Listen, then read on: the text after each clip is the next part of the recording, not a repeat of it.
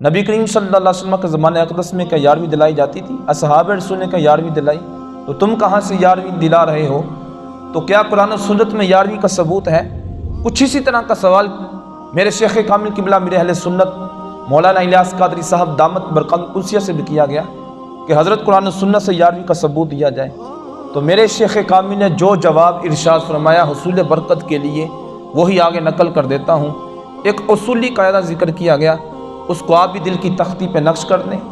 کسی چیز کے عدم جواز کی دلیل نہ ہونا اس کے جائز ہونے کی سب سے بڑی دلیل ہے۔ ہمیشہ کے لیے یہ بات دل کی تختی پہ نقش کریں۔ یہ کئی سوالات کا جواب یہ ایک اصولی قاعدہ کہ کسی چیز کے عدم جواز کی دلیل نہ ہونا، ان سے پوچھا جائے کہ 11ویں کے ناجائز ہونے کی دلیل آپ کے پاس کیا ہے؟ اللہ کے فضل سے وہ لا نہیں سکتے۔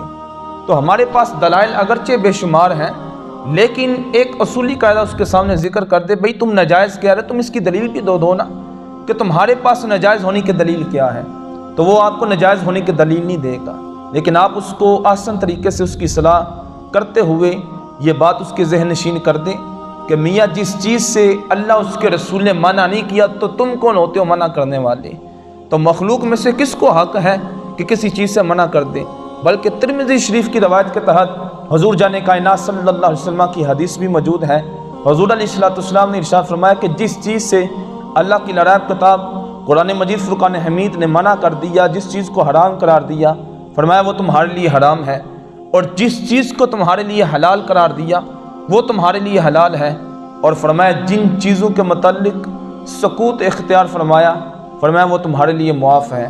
ایک چیز نہ حرام ہے نہ حلال ہے، وہ اباحت پہ ہے، تو میاں اس کے جائز ہونے کی سب سے بڑی دلیل ہی یہ ہے کہ اس کے ناجائز ہونے کی ہمارے پاس کوئی دلیل ہی نہیں۔ اللہ ہم سب کو عقل سلیم عطا فرمائے۔